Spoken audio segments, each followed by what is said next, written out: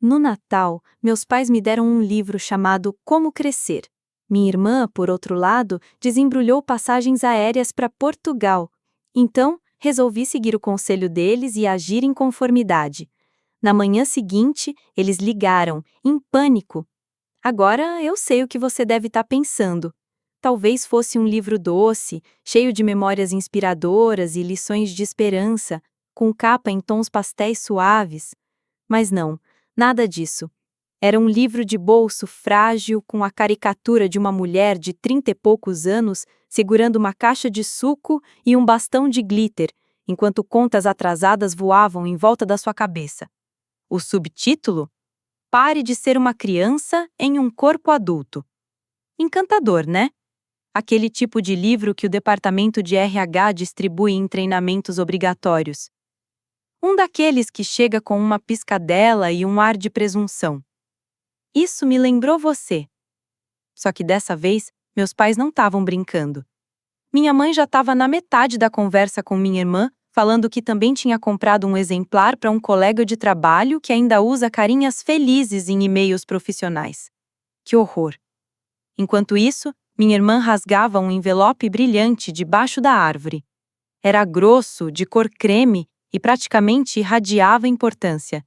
Não precisei apertar os olhos para identificar o logotipo da companhia aérea no topo. Lisboa. Ela soltou um suspiro dramático. Sério mesmo? Meus pais se iluminaram de orgulho. Achei que você merecia outra chance de expandir sua rede internacional, disse meu pai, soando mais como se estivesse enviando a irmã em missão de paz do que patrocinando sua terceira viagem de pesquisa do ano. Para ajudar sua carreira a decolar, interrompeu minha mãe. Então, como se acabasse de se lembrar, acrescentou para mim. E talvez este livro ajude a sua também a decolar. Sorri. Sempre faço isso quando tento me controlar para não chorar, gritar ou rir de um jeito que pareça mal-estar. Queria poder dizer que essa foi a primeira vez que algo assim aconteceu, mas se minha vida fosse um filme de Natal, o título seria Um Natal Muito Unilateral. No ano passado, minha irmã ganhou um notebook Dell novinho para a escola. Eu ganhei uma lista plastificada de tarefas para reorganizar a garagem, escrita à mão em quadrinhos. Tô acostumada a ser a última item da lista. Trabalho em tempo integral em um jardim de infância. É barulhento, pegajoso, às vezes uma bagunça, e diferente da minha família, nunca tenta ser o que não é. Passo os dias consolando crianças chorosas, mediando crises por causa de brinquedos e fingindo não perceber quando alguém come cola glitter. Também trabalhava em festas infantis nos finais de semana. Animais de balão, asa de borboleta, o pacote mágico completo. Você é a única pessoa que eu conheço que tem 6 pares de asas brilhantes e ainda não tem um casaco de inverno, minha irmã brincou uma vez. Meus pais sempre chamaram isso de trabalho de palhaço. Mesmo que eu nunca tenha me vestido de palhaço porque tenho padrões e de quebra me preocupo com o bem-estar emocional das crianças. Não faço tantas festas assim hoje em dia, não porque não sou capaz, mas porque não tenho tempo. Agora passo a maior parte dos meus fins de semana cuidando da filha da minha irmã.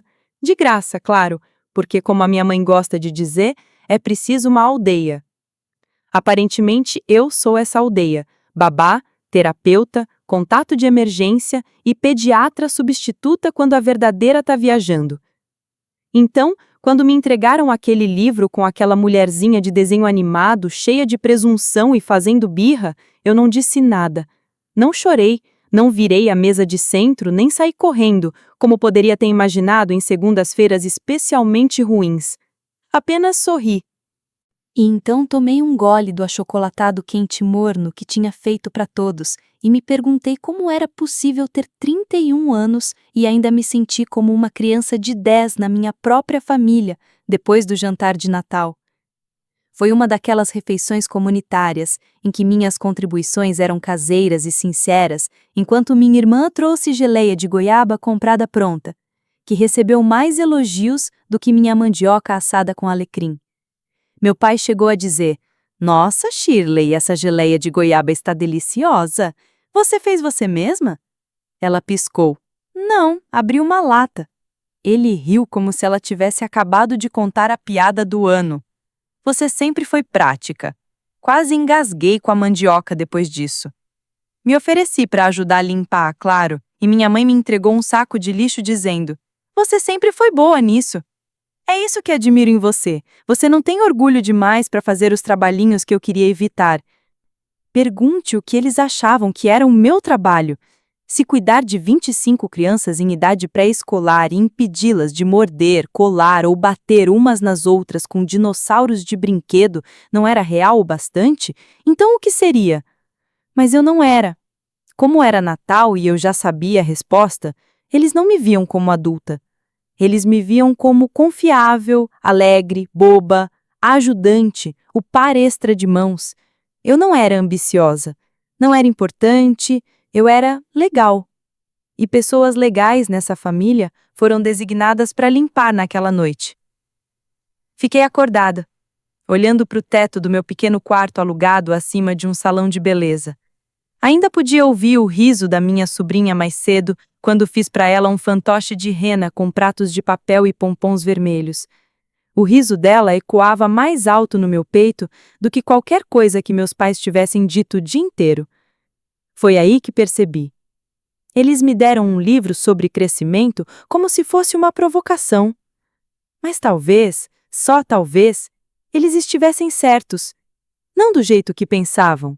Não do jeito de arrumar um emprego de verdade, não do jeito de parar de agir feito criança, mas, de certa forma, agindo como um adulto que merece respeito.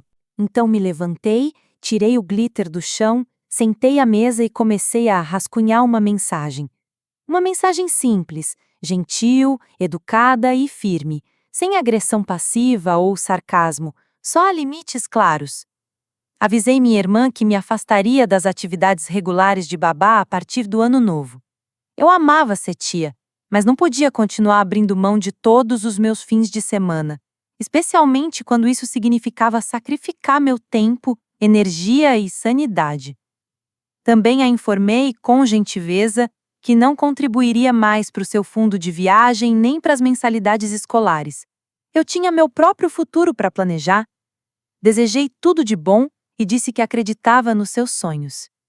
Depois enviei uma segunda mensagem aos meus pais, agradecendo pelo livro e dizendo que ele realmente me fez refletir. Não falei sobre como me senti, não precisei, porque na manhã seguinte as ligações deles começaram. Deixei cair na caixa postal, pois eu tinha trabalho, filhos que realmente me viam, uma vida para viver, e pela primeira vez em muito tempo estava crescendo nos meus próprios termos. Não esperava aplausos nem nada do tipo, mas também não esperava 6 chamadas perdidas, 2 mensagens de voz e uma mensagem em grupo da minha mãe dizendo: "Estamos muito surpresos que isso pareça fora do comum. Por favor, reconsiderem, pelo bem da família." Fora do comum. Sabe o que mais foi fora do comum? Dar à sua filha um livro de autoajuda passivo-agressivo no Natal e esperar que ela continuasse lavando louça e criando o seu outro filho como babá viva com alergia a glitter? Mas claro, eu era o problema. Não respondi, nem naquele dia, nem no seguinte. Achei que eles poderiam aceitar. Eles eram muito bons em deixar as consequências naturais acontecerem quando eu era criança. Parecia justo deixá-los experimentar uma. A ironia é que se você perguntar aos meus pais, ou até à minha irmã, provavelmente vão dizer que eu tive um lar estável e perfeito, sem gritos, boas escolas, nenhuma tragédia para culpar. O que eles nunca perceberam é que alguns dos hematomas mais profundos não deixam marcas visíveis. São só piadas ou estilos parentais, enterrados por anos de negligência sutil. Quando eu tinha 7 anos, disse aos meus pais que queria ser uma fada quando crescesse. Não era uma princesa, nem uma fada bailarina. Eu tinha um discurso inteiro preparado. Acreditei de todo o coração. Meu pai riu tanto que deixou o garfo cair. Talvez tentar algo como plano de saúde, sugeriu ele. E minha mãe disse que eu ainda ia mudar de ideia. Eles sempre mudam. Eu? Nunca. O sonho de fada virou educação infantil. As asas de borboleta deram lugar a teatros de fantoches, hora da história e projetos de arte bagunçados que faziam as crianças brilharem como árvores de Natal. Mas para eles era tudo a mesma coisa, uma fase, um desvio adorável rumo a algo mais respeitável, com minha irmã. Shirley sempre soube o que queria: sucesso. Sucesso brilhante, digno de planilha bem organizada. Sucesso certificado internacionalmente. Ela já tinha uma página no LinkedIn aos 16 anos e levava tão a sério o grupo de debate que praticava discutir consigo mesma no espelho. Ganhava prêmios escrevendo ensaios sobre assuntos que nem a interessavam. Era boa em performance, mas não do tipo que usava fantoches e giz de cera. E disse que queria estudar relações internacionais. Meus pais aplaudiam como se ela tivesse acabado de anunciar a cura da poliomielite. Ela vai mudar o mundo, diziam, com drama. Ela conseguiu bolsas, estágios, mais bolsas de estudo e, quando elas acabaram, me contratou. No começo foi algo pequeno, ajudar a pagar as taxas do visto de estudante até o próximo cheque cair, ela explicou. Depois vieram os livros didáticos. Depois, a viagem dela para Curitiba, num simpósio de networking que parecia suspeitosamente um retiro de yoga patrocinado pela Topaz. Depois, o cuidado com as crianças. Essa parte foi mais permanente. Ela teve sua bebê, Isadora, há 2 anos. Fiquei emocionada. Amo aquela pequena como se fosse minha. Mas amar não significa que eu concordasse em criá-la enquanto os pais biológicos viajavam para construir conexões de carreira em Lisboa. Começou devagar, só por 1 hora enquanto eu fazia algumas tarefas naquele sábado para que pudéssemos sair só no fim de semana. Não viajávamos há séculos e, de algum jeito, a coisa foi crescendo. Sempre eu estava lá. Perdi festas de aniversário das crianças no trabalho para ficar em casa com Isadora. Cancelei compromissos, parei de aceitar shows em festas porque meus fins de semana não eram mais meus. Quando mencionei que talvez quisesse recomeçar, minha mãe soltou: "Ah, querida, isso não é um negócio de verdade, é só brincar de se fantasiar." Ela disse isso enquanto eu segurava a neta, que usava uma saia de tule com lantejoulas e me chamava de fada. Nem percebeu a ironia. Mas o pior é que eu deixei tudo acontecer. Deixei porque pensei que ser boa significava ajudar, ser necessária, ser útil, mesmo que isso quisesse dizer ser invisível. Fui treinada para isso desde pequena. Quando Shirley tirava a nota 10, emoldravam o boletim dela. Quando ganhei um concurso de contação de histórias vestida de dinossauro, me disseram para não se exibir quando ela dissesse que queria trabalhar com diplomacia. Esvaziaram o quarto de hóspedes e o construíram em escritório quando disse que queria trabalhar com crianças. Perguntaram se eu ao menos consideraria fazer um diploma mais sério. Não me viram. Viram só meu cargo e se encolheram. Viram meu brilho e acharam que eu não tinha amadurecido. Mas já limpei mais narizes, lidei com mais crises e mediado mais brigas de crianças do que a maioria dos CEOs em suas salas de reunião. Só que eu faço isso de tênis e avental manchado de tinta, não de terno. Eu não cresci para ser uma fada. Cresci e me tornei alguém que faz as crianças se sentirem seguras, que percebe quando estão silenciosamente tristes, que transforma restos em dragões e abraços em confiança.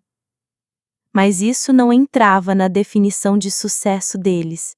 Então, quando diziam crescer, o que queriam dizer mesmo era ser mais como ela, mais como Shirley. E eu quase acreditei. Quase acreditei que ser alegre me tornava imatura, que ter um amor profundo por crianças me tornava tola, que ser prestativa, de alguma forma, me fazia menos valiosa.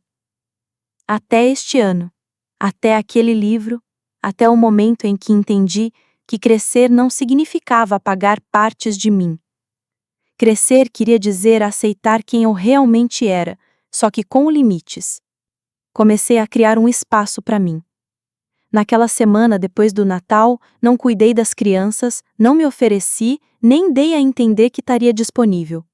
Quando Shirley mencionou que precisava fazer uma tarefa rápida, recusei gentilmente. E quando ela me lembrou que tinha um jantar na sexta-feira à noite, respondi só: espero que seja incrível, quem sabe na próxima vez. Ela nunca respondeu. Também parei de enviar dinheiro. Sem drama, apenas parei. Sem avisos, sem explicações. Deixei o silêncio falar por mim. E na quinta-feira, a julgar pelas mensagens, ele falou alto e claro: Marina, você sempre foi tão generosa. Dói um pouco que você esteja se afastando agora. Pai, estamos preocupados com você. Essa distância repentina é preocupante, Shirley. Acho que era isso. Eu estava sozinha agora. Engraçado como no momento em que você para de ser a assistente não remunerada de todo mundo, eles agem como se você tivesse se tornado uma renegada. Mas aqui está a verdade. Eu não estava me retraindo. Eu estava me afirmando, reivindicando meu tempo, protegendo a alegria que vinha drenando lentamente só para manter todo mundo satisfeito. E em algum momento dessa mudança, comecei a rir de novo. Não aquele riso forçado, educado, sorriso que atravessa a queimadura. Uma risada genuína, que faz o corpo tremer. Como quando minha colega derramou suco na calça e transformou aquilo numa demonstração espontânea de segurança na água. Ou quando um dos meus alunos disse: eu te amo mais do que jujubas, mas não mais do que o espaço sideral. Essa alegria não vem de ser sempre legal. Vem da honestidade, de escolher que tipo de adulto você quer ser, mesmo que isso signifique ter 6 pares de asas de borboleta e manter um estoque de glitter numa planilha. A primeira onda real de pânico veio no grupo da família. Mãe, uma pergunta rápida. Você está disponível neste fim de semana para cuidar da Isadora? Shirley e Rogério têm planos, não vai demorar muito. Eu? Desculpe, tenho planos. Shirley, planos ou mais uma de suas festas de fadas? Eu? Nenhum dos dois, apenas indisponível. Pai, que decepção! Contávamos mesmo com você. Contavam comigo como se eu fosse micro-ondas ou calçadeira. Nenhuma menção aos 100 finais de semana que já sacrifiquei, só a suposição de que eu sempre estaria disponível. Mas naquele fim de semana, fui ao zoológico sozinha e me diverti horrores. Alimentei girafas, comi algodão doce caro e morri de rir quando uma criança jogou um sapato no recinto do suricato e declarou: essa é a minha oferta. Ninguém me perguntou nada. Ninguém me chamou de infantil. Nem me colocaram um bebê no colo e falaram: seja uma boa menina e fique com ela um pouquinho. Nem compartilhei nas redes. Guardei tudo para mim. Claro que o momento tranquilo depois de alimentar a girafa durou exatamente 36 horas, porque na segunda-feira cheguei no trabalho e vi 3 chamadas perdidas do meu pai e uma mensagem de voz começando com: estamos profundamente magoados. Sempre um começo promissor. Parece que Shirley tentou contratar uma babá paga para sábado à noite. Palavras dela, não minhas. E a ideia não deu certo. Uma adolescente com um currículo falso e piercing no nariz desistiu na última hora. E em vez de cancelar o coquetel de networking, ela deixou Isadora com o primo do Rogério.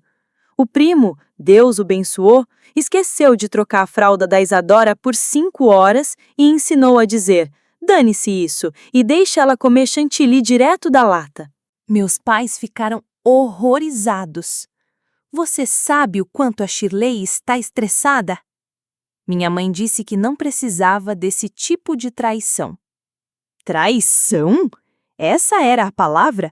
Como se eu tivesse roubado segredos de Estado ou abandonado um gatinho na neve.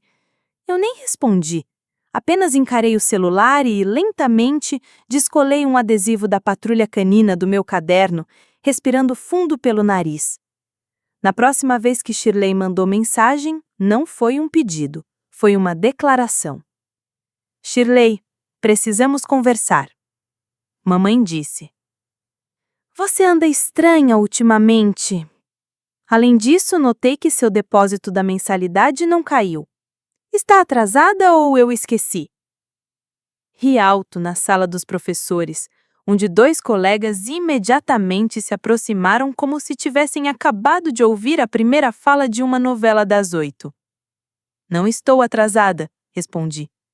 Eu simplesmente parei. Ela me ligou na hora. Você o quê? Parou de enviar dinheiro? Não posso fazer isso sem avisar. Estou no meio da inscrição para um programa em Brasília e não sou só patrocinadora, Shirley. Sou sua irmã. Silêncio. Um segundo abençoado. Então, ela zombou. Isso é sobre o livro idiota, não é? Seria a resposta fácil, mas o livro foi só a gota d'água, disse eu. Um livro de bolso mal diagramado, equilibrando-se no topo de uma montanha de babás não remuneradas, comentários passivo-agressivos e invisibilidade emocional. Não é só sobre o livro, insisti. É sobre tudo. O que é tudo, você? Perguntei. Sobre a mamãe e o papai. E como nenhum de vocês me leva a sério a menos que eu esteja sendo útil.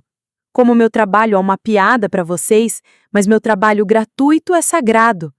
Como eu paguei milhares para sustentar sua educação e suas viagens, enquanto você revira os olhos para mim como se eu fosse uma desistente de conto de fadas. Meu Deus, ela murmurou. Você está sendo dramática. Ouvi o clássico silêncio da Shirley. Aquele mesmo silêncio de quando éramos crianças, e eu chorei depois que ela cortou a cabeça do meu unicórnio de pelúcia favorito. Você é tão sensível, você é emotiva demais. Cresça. Você não tem direito ao meu dinheiro, disse baixinho, e não tem direito ao meu tempo. Eu amo a Isadora, mas não sou babá dela.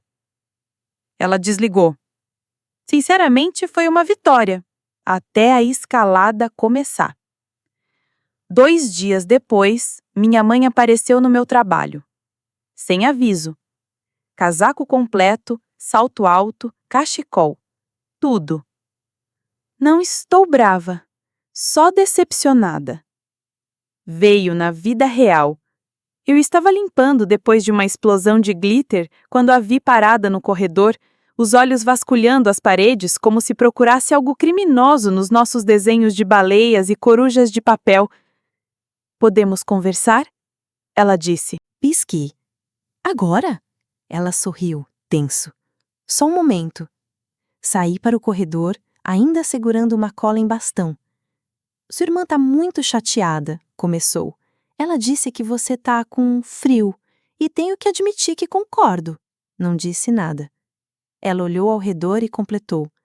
Sei que você gosta deste ambiente, mas talvez seja hora de pensar no quadro geral. Você não é mais adolescente. Olhei para a cola na minha mão. Sabe o que é engraçado? Disse. Todos os dias falo para os meus alunos que os sentimentos deles importam, que merecem respeito, que não tem problema dizer não. Ela piscou. E eu realmente acredito nisso, acrescentei. Mesmo com glitter na calça enquanto falava, ela me olhou como se eu tivesse acabado de recitar Shakespeare em grego antigo. Não estou sendo fria, disse. Estou sendo clara. É isso que significa crescer. Estabelecer limites, proteger a própria paz, escolher como quer viver e, sim, desapegar da família. Ah, só ir saindo da servidão não remunerada. Ela abriu a boca, mas voltei para minha sala porque a hora do lanche era sagrada e meus alunos não me julgavam por não comprar passagem para Portugal. As semanas seguintes foram tranquilas, tensas, estranhamente tranquilas. Sem pedidos, sem convites, só silêncio. Até a festa. Aniversário da Isadora. Não recebi convite.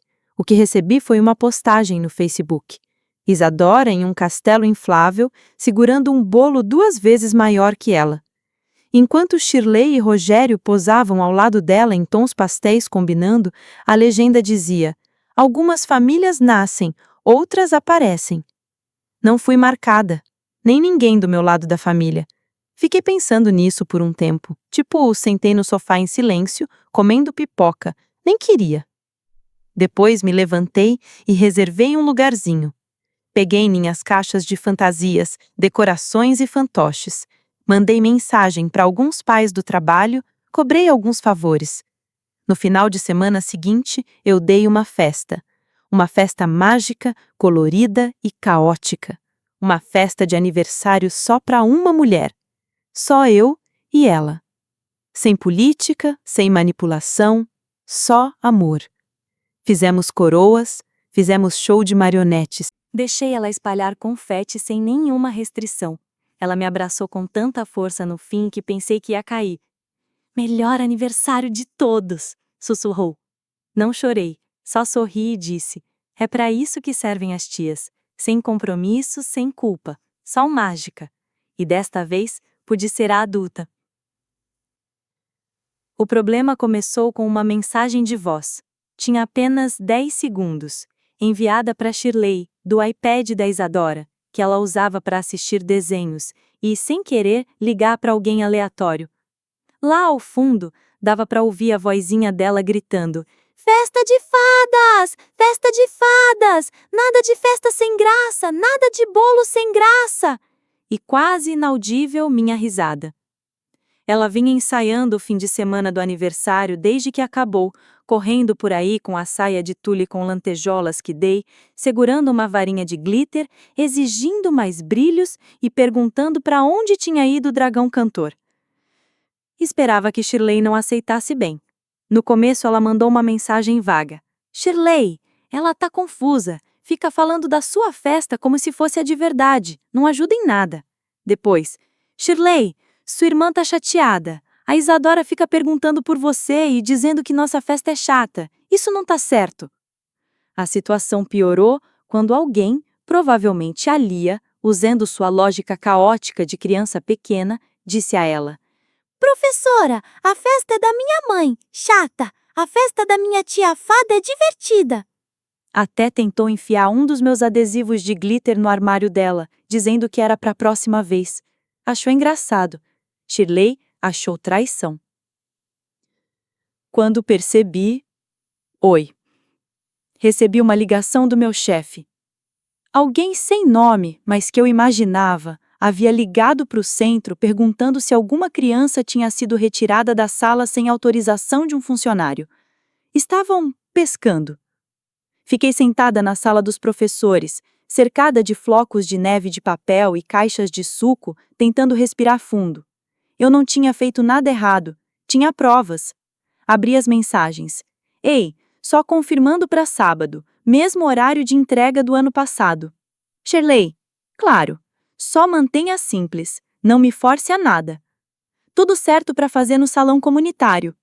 Shirley, tudo bem, só mande o endereço por mensagem. Tudo por escrito, tudo certo. Mas isso não acabou com os sussurros. Não impediu minha tia de me ligar para perguntar se eu estava bem emocionalmente, nem evitou que meu pai deixasse uma mensagem de voz dizendo: sabe, a gente podia ter ido à polícia, a gente escolheu não pensar nisso. Pense nisso. Fiquei encarando a parede por um bom tempo depois daquela mensagem. Então me levantei, fiz um chá e abri uma nova pasta na minha mesa com provas, caso eles surtassem de novo.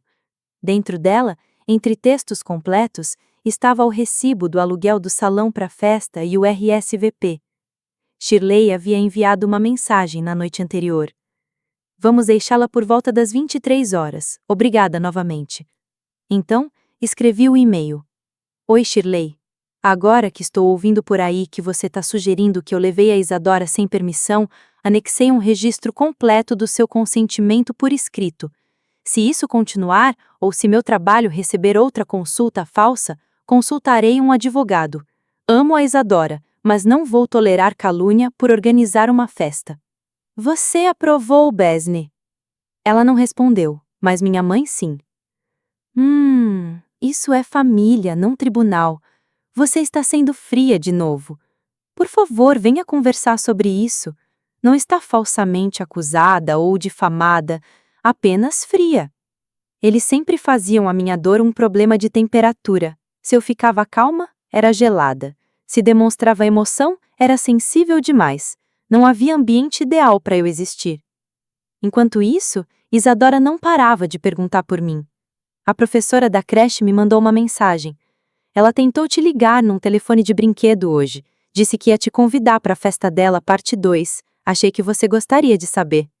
Só ri e chorei, mas não procurei Shirley. Nem quando ela postou uma foto da Isadora brincando no quintal, com a legenda: "Lar é onde está a verdadeira família." Nem quando meus pais postaram uma mensagem conjunta no Facebook falando dos parentes equivocados que acham que crianças são brinquedos para usar e descartar. Não respondi, porque não precisava combater mentiras com mais barulho. Eu tinha a verdade e, aparentemente, apoio. Uma semana depois, meu tio ligou para a pessoa mais boazinha, a única que me trouxe bolo numa terça-feira qualquer, e disse: "Você é mais importante do que parecem mostrar. Vi o post da sua mãe." Ele falou: "Todo mundo tá falando." "É ridículo", suspirei. "Eu não fiz nada de errado." "Eu sei", respondeu ele. "Todos nós sabemos." Parece que minha avó havia ligado para Shirley para perguntar qual era o problema. Shirley desligou. Minha prima me mandou uma mensagem privada. "Vi as fotos da festa. A Isadora parecia tão feliz. Você é incrível com ela." Então, sem alarde, recebi uma mensagem direta de uma amiga da Shirley, alguém que eu só tinha visto uma vez. "Ei, sei que não é da minha conta, mas só queria dizer o que estão falando sobre você. Não é legal precisar de alguém para te apoiar. Eu tô aqui." Foi uma mensagem pequena, mas que pareceu enorme. Eu não estava louca. Não era a vilã. Fui apenas a primeira a dizer não. Naquele fim de semana, marquei 3 novos clientes para festas, pais que tinham visto fotos da festa das fadas e queriam algo parecido. Um deles comentou: "Tivemos o pula-pula e o palhaço de sempre, mas essa festa parecia a alegria de verdade." Talvez essa tenha sido a diferença. A festa da Shirley era Pinterest, balões perfeitamente combinados, bolo caro, fotógrafos contratados. A minha foi bagunçada, caseira, barulhenta, gloriosa e real. Na segunda-feira seguinte, encontrei uma carta no correio. A letra da Shirley preencheu um envelope. Dentro, um bilhete curto. Exagerei. Estava com medo. Doeu ver a Isadora tão feliz sem mim. "Você não fez nada de errado. Me desculpe.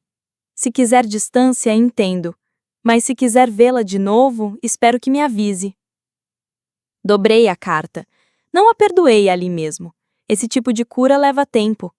Mas respondi: "Eu amo a Isadora. Sempre ficarei feliz em vê-la. Mas não vou participar de uma dinâmica familiar que transforma amor em vantagem. Se vamos reconstruir algo, tem que começar com honestidade." Ela nunca respondeu, mas 3 semanas depois recebi um vídeo. Isadora dançava com a saia de tule com lantejoulas que eu dei, girando em círculos, com glitter rodando ao redor dela como poeira de estrela. No final do clipe ela parou, olhou para a câmera e acenou: "Eu amo minha tia fada." Não chorei. Sorri, porque não sentia mais necessidade de me defender. Tentaram me reduzir a um rótulo, mas construí algo mais forte no lugar. Já fazem 3 anos. Isadora tem 5, é tagarela, criativa demais e por enquanto tá convencida de que é metade unicórnio. Vejo-a frequentemente. Os pais dela não gostam muito, mas toleram porque eu adoro. E nem eles conseguem negar que o que temos é real. Além disso, para sermos sinceros, eles precisam de uma pausa. Shirley finalmente se formou, embora não tenha sido fácil sem meu apoio financeiro. Teve que reduzir viagens, dizer não a trabalhos não remunerados para impulsionar a carreira e fazer um empréstimo bem alto. Foi difícil no começo, conciliar estudos, cuidar de uma criança pequena e não ter mais ajuda ilimitada nos fins de semana. Mas ela conseguiu. Tropeçou, se adaptou e a sua maneira imperfeita também cresceu. Está trabalhando agora. Não é glamuroso nem internacional. Com certeza não é o tipo de coisa da qual ela costumava se gabar nos jantares de feriado, mas é dela. Ela está fazendo funcionar, só que agora não de um pedestal. Quanto aos meus pais, mantemos as coisas distantes. Algumas mensagens obrigatórias aqui e ali. Eles ainda não entendem direito, acham que exagerei tudo e nunca se desculparam de verdade. Só silêncio, seguido por uma ou outra mensagem cheia de culpa, como se a irmã deles estivesse se esforçando ao máximo. Todos sentimos falta de como as coisas eram. Mas aqui está a verdade. Eu não sinto. A vida que tenho agora é minha. Tenho uma pequena empresa que oferece oficinas criativas para crianças. A lista de espera de 2 meses para festas de aniversário. Sou convidada regularmente para palestrar em eventos de educação infantil. Até contratei uma assistente de meio período. O nome dela é Lara, e ela já é melhor em bichinhos de balão do que eu jamais serei. Ainda uso glitter, conto histórias, faço vozes engraçadas e ando por aí com tinta no cabelo. Mas agora ninguém chama isso de infantil. Chamam de reservado e próspero. E sim, às vezes ainda me pergunto, será que eu fui longe demais? Mas aí lembro como minha vida está tranquila. E me pergunto se não tracei o limite cedo demais, ou se foi tarde demais. Então, o que você acha? Estava errada em estabelecer limites quando fiz, ou deveria ter feito antes? Me conte nos comentários. E se você já precisou escolher sua paz em vez do conforto dos outros, clique em curtir e inscreva-se.